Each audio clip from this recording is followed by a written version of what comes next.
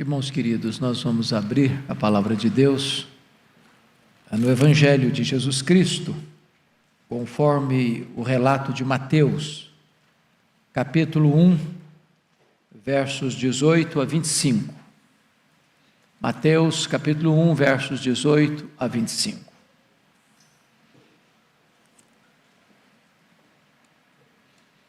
Esse texto diz o seguinte: ora, o nascimento de Jesus Cristo foi assim: estando Maria, sua mãe, desposada com José, sem que tivessem antes coabitado, achou-se grávida pelo Espírito Santo. Mas José, seu esposo, sendo justo e não a querendo infamar, resolveu deixá-la secretamente. Enquanto ponderava nessas coisas, eis que lhe apareceu em sonho um anjo do Senhor, dizendo: José, filho de Davi, não temas receber Maria, tua mulher, porque o que nela foi gerado é do Espírito Santo. Ela dará à luz um filho e lhe porás o nome de Jesus, porque ele salvará o seu povo dos pecados deles. Ora, tudo isto aconteceu para que se cumprisse o que fora dito por intermédio do profeta: eis que a virgem conceberá e dará à luz um filho, e ele será chamado pelo nome de Emanuel, que quer dizer Deus conosco.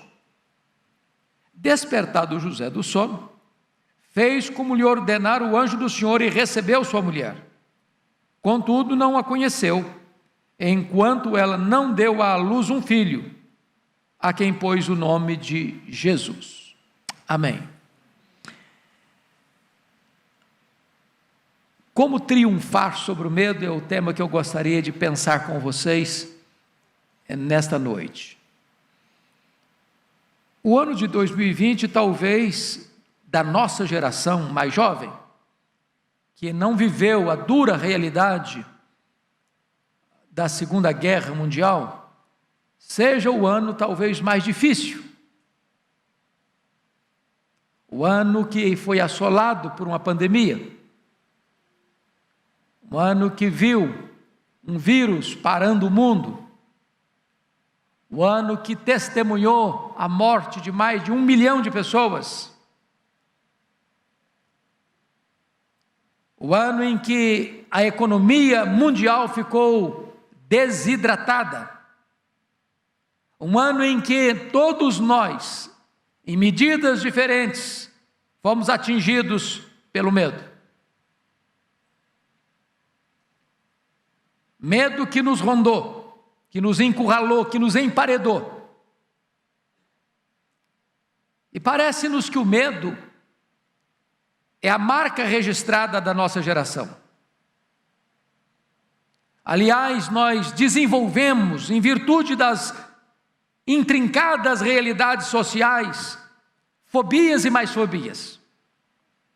Há pessoas que têm medo de altura, outros que têm medo de profundidade, há pessoas que têm medo de lugares abertos, há pessoas que têm medo de lugar fechado, há pessoas que têm medo da solidão, outros têm medo da multidão, há pessoas que têm medo de ficar solteiras, outras têm medo de casar, há pessoas que têm medo da vida, outras pessoas têm medo da morte. Nós estamos aí encurralados por muitos medos. Tanto é fato que a ordem que Deus mais repete ao ser humano é esta: não tenha medo, não tenha medo, não temas, não temas, porque Deus nos criou, Deus nos conhece, e sabe que muitas vezes nós até podemos botar uma armadura de coragem, mas debaixo desta armadura bate um coração covarde. O medo, como diz o apóstolo Paulo, é mais do que um sentimento. O medo é um espírito. É por isso que ele disse na sua segunda carta, capítulo 1, versículo 7, que Deus não nos deu espírito de medo, mas de poder, de amor e de moderação. O que é curioso, meus amados irmãos, é que nós nos aproximando das festividades de Natal, quando o mundo celebra o nascimento do glorioso Redentor, o Natal esteve envolto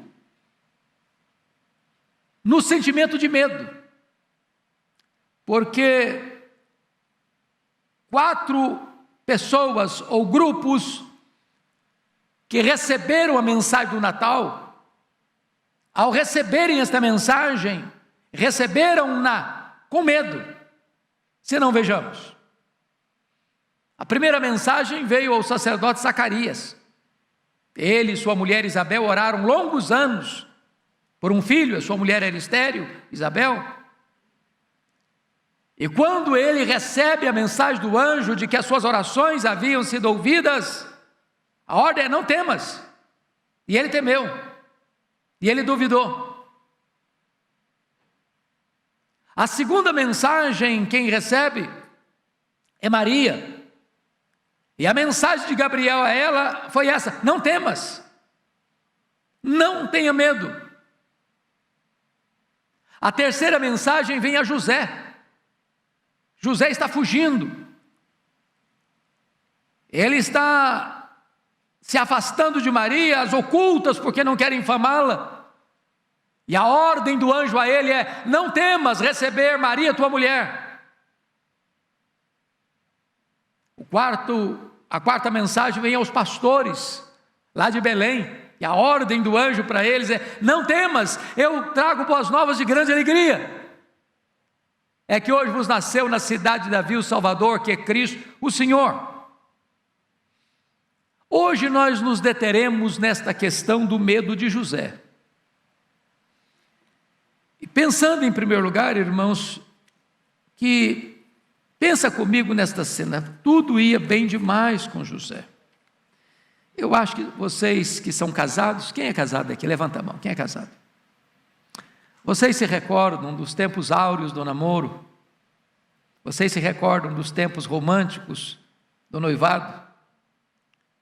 Vocês se lembram daquela preparação, coração batendo forte, brilho nos olhos, sonhos na alma?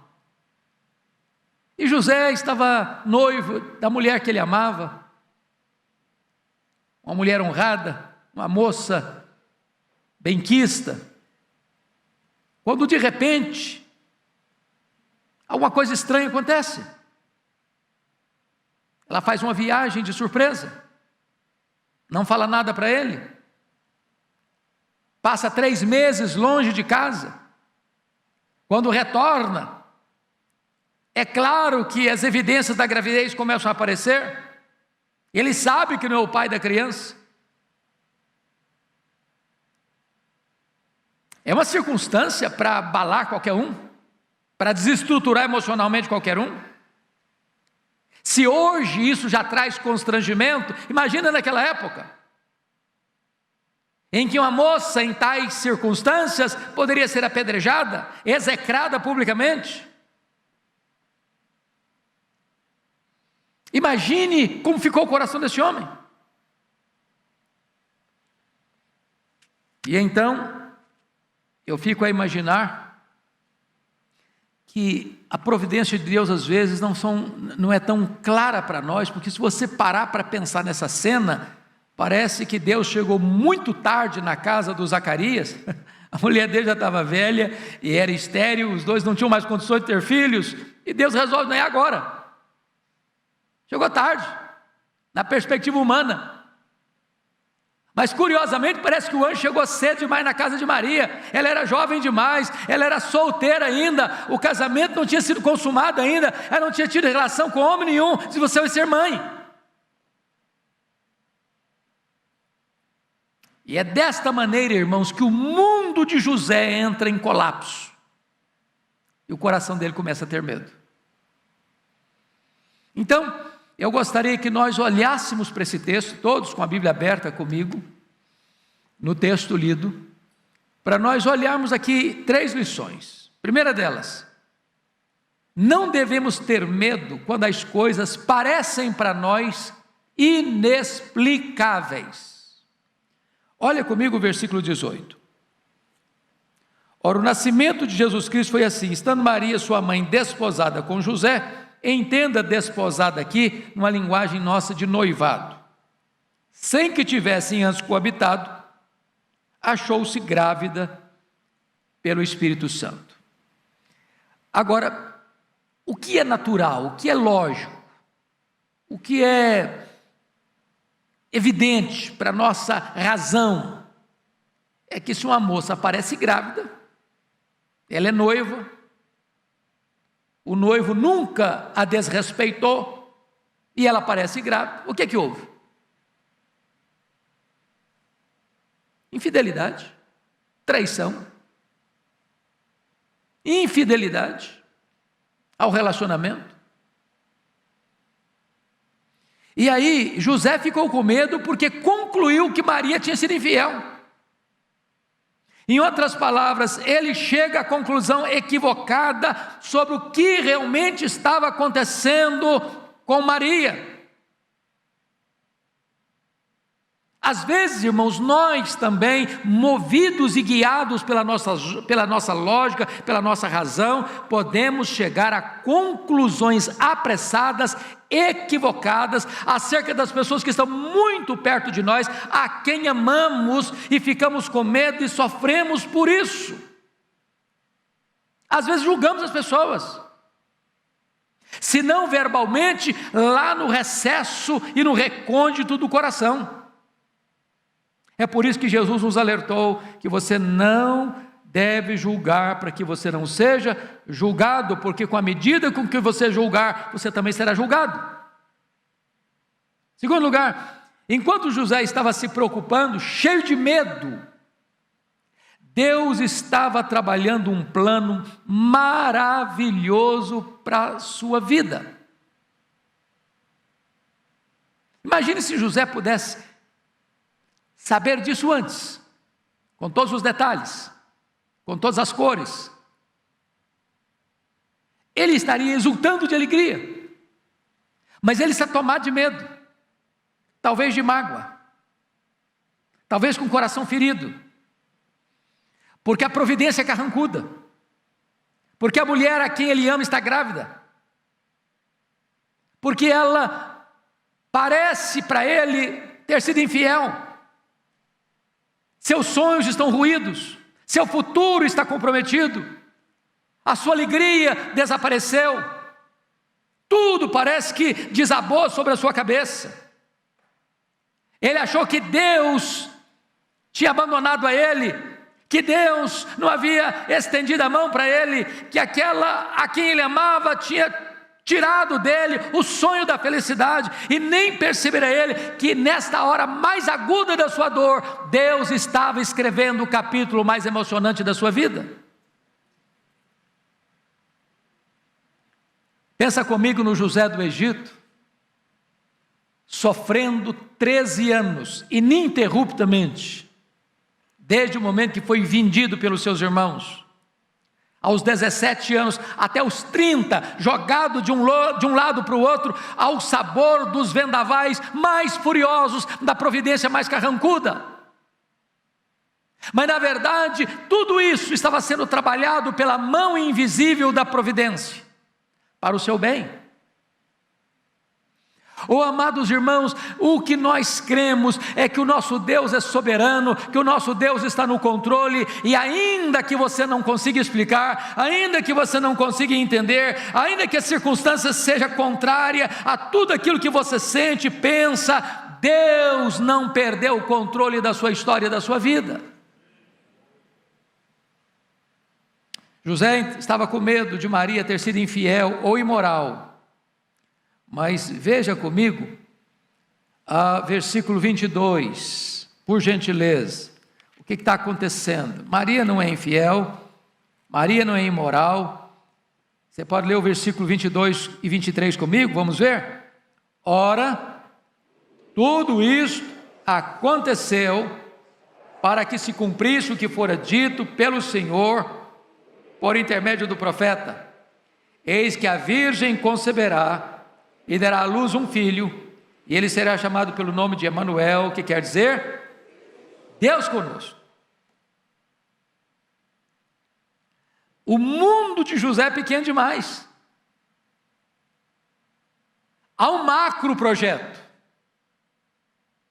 há um projeto maior, que passa pela dolorosa experiência de José, porque quem vai dar à luz a esse menino é uma virgem. E providencialmente esta virgem é noiva dele. E aquilo que parecia ser o fracasso dele, era a maior glória dele, do Filho de Deus, o Criador do Universo, o Rei da Glória, chamá-lo de Pai. De ter sido ele o responsável pela formação, pela educação do Filho de Deus. Já imaginaram que privilégio? Quantas vezes a nossa visão está nublada, quantas vezes a nossa visão é curta demais, quantas vezes nós estamos reclamando, porque não temos os olhos de Deus, não olhamos na perspectiva de Deus, não compreendemos o quadro todo.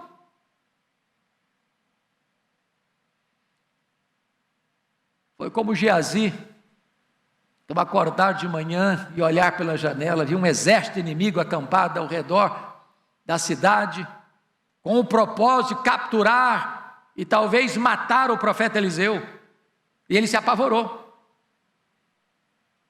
E Eliseu disse: abra os olhos desse moço, senhor, para que ele veja que tem um exército maior do nosso lado, que mais numerosos e mais poderosos são aqueles que estão conosco.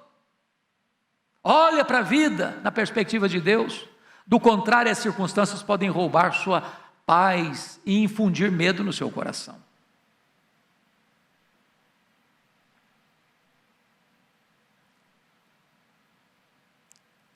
Sabe por que você e eu ficamos com medo? Porque nós não vemos o quadro todo, só vemos parte. Como disse ontem à noite, salvo o melhor juízo, nós não vemos no escuro, nós não enxergamos na curva, nós não sabemos o que está lá no final da linha.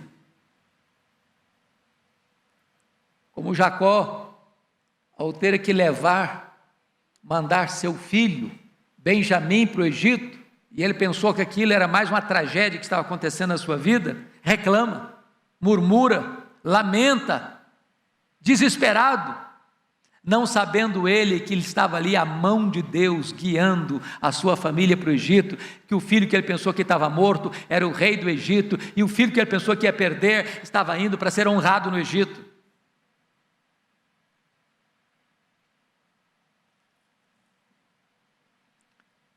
Agora isso me leva também a uma ideia que está aqui no texto, implícita no texto.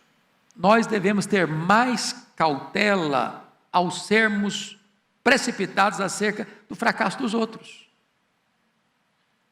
No momento em que José se afasta de Maria, secretamente, porque não quer infamá-la, ele está tacitamente afirmando que tem culpa nela.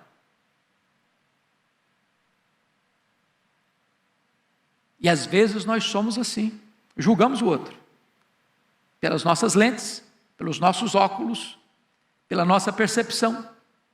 Achamos que o outro está fracassando, quando na verdade Deus está escrevendo a história belíssima através do outro, para trazer glória para o seu nome e salvação para a humanidade. Mas a segunda lição desse texto, irmãos, é que não devemos ter medo acerca da preocupação com a opinião pública. Olha comigo o versículo 19. Mas José, seu esposo, e vamos entender esposo aqui como noivo, porque o noivado naquela época era um contrato com testemunhas, que não podia ser desfeito, a não ser por divórcio. Mas o casamento ainda não havia se consumado, eles não moravam juntos, debaixo do mesmo teto, não dormiam na mesma cama, não tinham relações íntimas, mas era chamado de esposo. Mas José, seu esposo, sendo justo e não a querendo infamar, resolveu deixá-la secretamente. E aqui José nos ensina uma lição bonita. Nós devemos reconhecer isso. José nos ensina que devemos proteger as pessoas em vez de expô-las à vergonha pública.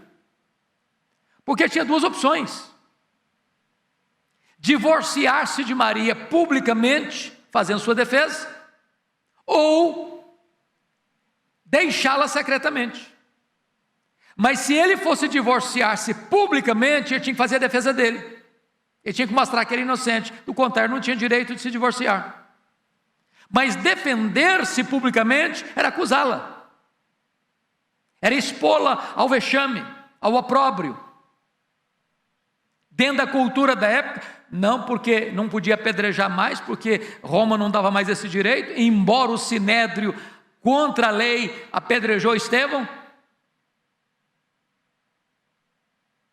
Mas ele resolveu sair de fininho, sair às escondidas, secretamente, para não expor Maria a uma situação vexatória.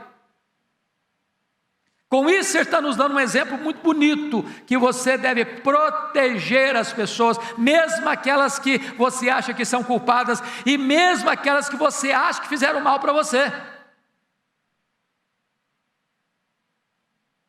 Segundo, José temeu porque permitiu que a opinião dos outros determinasse o seu futuro. Preste bem atenção no que eu vou lhes dizer agora. Você e eu, como José, temos muito medo do que as pessoas vão pensar, vão falar. Se nós tomarmos esta ou aquela decisão. Muitas vezes, irmãos, o vetor que governa as nossas decisões não é a vontade de Deus, é o medo de desagradar as pessoas, é o medo da opinião pública, é o medo que as pessoas vão falar. Nós temos muito mais preocupação com a nossa reputação do que com a glória de Deus. Deixa eu lhes dar um exemplo. Está lá em Marcos capítulo 14, quando diz que Maria, irmã de Marta e Lázaro, enquanto Jesus estava à mesa com os convivas e os seus discípulos, ela vem trazendo um vaso de alabastro, com preciosíssimo perfume de nardo puro, contendo quase meio quilo de perfume, caríssimo, raríssimo, e quebra esse vaso, e unge a cabeça de Jesus, e esse perfume escorre pelo corpo de Jesus, chega aos pés de Jesus, ela solta os cabelos, e começa a enxugar os pés de Jesus com seus cabelos. Para a cultura judaica, aquilo era um escândalo, uma mulher não soltava os cabelos em lugar público,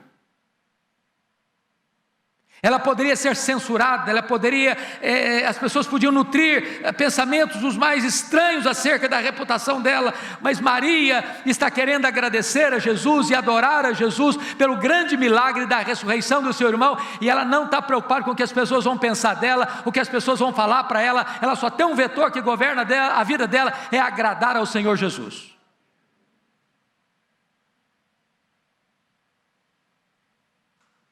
O temor da opinião pública pode nos afastar do melhor de Deus para a nossa vida. E eu não estou dizendo com isso que você deve sair por aí desagradando as pessoas, não. O que eu estou lhe dizendo é que às vezes o que os outros pensam, o que os outros falam, o que os outros dizem, pode nos encolher, nos intimidar, nos acovardar, e nós abrirmos mão daquilo que é o projeto de Deus para a nossa vida. José estava fugindo da mulher a quem ele amava e de quem ele devia cuidar.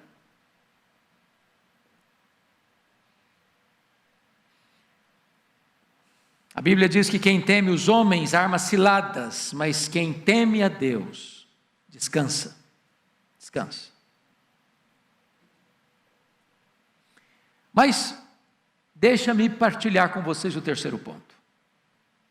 Não devemos ter medo quando nós somos assolados pela angústia mental. Por favor, olhe comigo o verso 20. Isso aqui é fantástico. Você pode ler o verso 20 comigo em voz alta? Vamos juntos? Enquanto ponderava nestas coisas, eis que lhe apareceu em sonho um anjo do Senhor, dizendo: José, filho de Davi, não temas receber Maria, tua mulher, porque o que nela foi gerado é do Espírito Santo. Pegue essa palavra ponderava. Sabe o que é ponderava? Matutava, refletia, pensava. Sabe aquele momento da vida, acho que todos nós já passamos, que você, aquela ideia gruda em você, e você vira para um lado, vira para o outro lado da cama, muda de travesseiro, e aquele pensamento não larga você, martela a sua mente, 24 horas por dia. Imagina o José, fugindo, secretamente, está deixando para trás a mulher que ama, tem coisa que ele não sabe explicar, tem coisa que ele não entende, e ele não para de pensar, e ele não consegue trazer descanso à sua mente, e ele pondera, meu Deus, o que está acontecendo, por que a minha vida acabou, por que o meu sonho acabou, por que o meu futuro acabou, por que Maria fez isso, o que está acontecendo, e ele não para.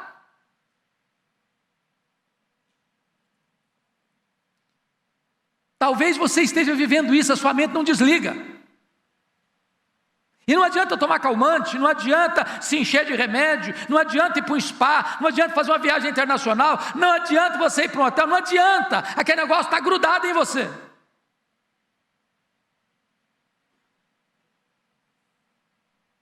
Porque pensa comigo,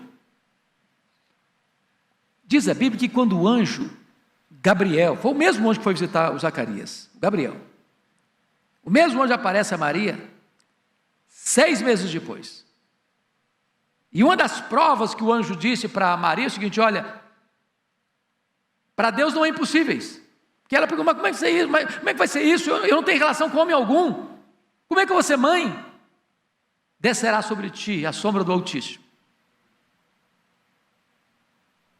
e este ente que há de ser gerado será chamado Filho do Altíssimo, e o nome dele vai ser Jesus, que salvará o seu povo dos seus pecados. Mas como? Para Deus não é impossíveis. Tua parenta Isabel, estéril, está grávida, 6 meses. Maria recebe essa notícia do anjo, parte lá de Nazaré, lá para perto de Jerusalém, 130 quilômetros, a pé, sozinha, sem abrir o verbo para ninguém. Fica lá 3 meses. Sem carta, sem telegrama, sem telefonema, sem notícia. E o José desesperado: cadê minha noiva? Onde ela foi? O que ela está fazendo? Por que ela não volta? E Maria ficou junto com Isabel do 6º mês de gravidez dela até o João Batista nascer. Depois de 3 meses, a Maria volta para Nazaré. O José já está arrancando os cabelos, ele já não aguenta mais, ele não dorme mais, ele não tem paz mais, ele não sabe pensar em outra coisa mais. E quando ela chega, aí foi o tiro da misericórdia, a barriga dela está grande, a gravidez começa a aparecer. Imagina o comentário em Nazaré, conversinha de esquina.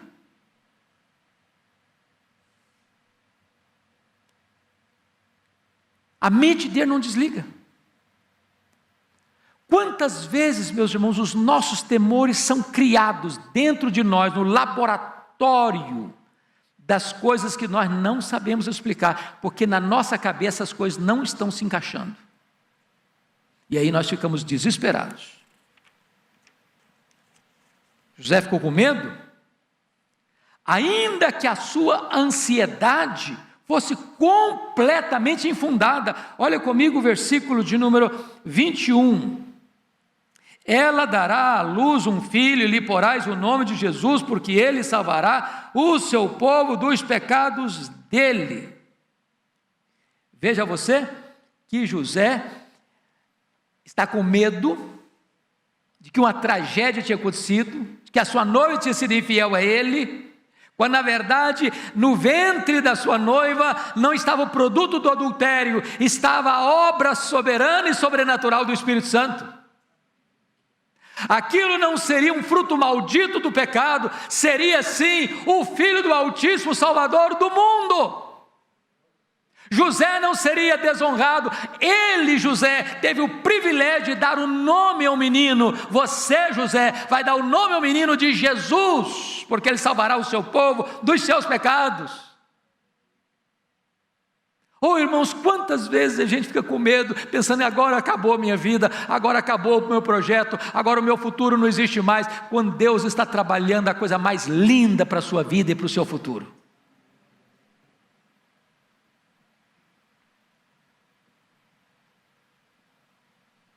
O que José pensou que seria a ruína de Maria, imortalizou Maria.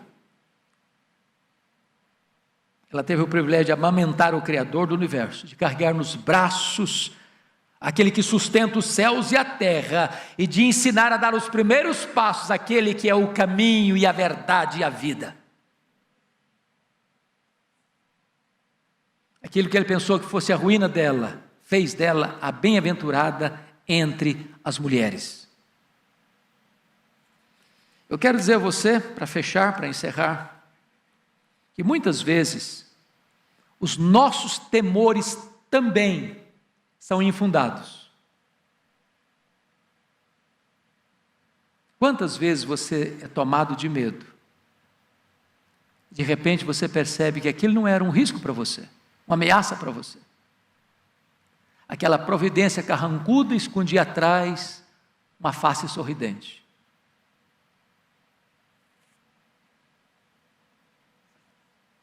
Sabe o que aconteceu? Pode ler o verso 24 comigo? Vamos juntos? Despertado, José do sono, fez como lhe ordenara o anjo do Senhor, e recebeu sua mulher. Quem sabe hoje, por sua bondade e graça, Deus vem ao nosso encontro, por sua providência bendita, para dissipar os nossos medos, para tirar como névoa do nosso caminho esse temor que nos assola, que nos perturba. E a melhor maneira de você lidar com o medo e vencê-lo é saber que Deus tem um plano. E o plano de Deus é perfeito. E o plano de Deus não pode ser frustrado. Que Deus não trabalha contra você, mas trabalha por você.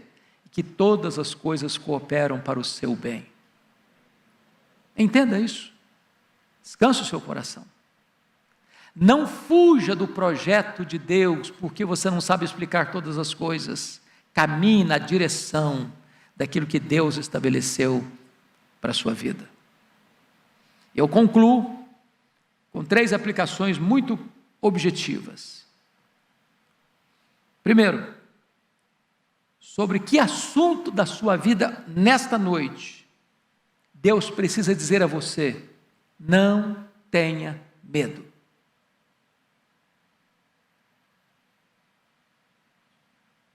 Segundo,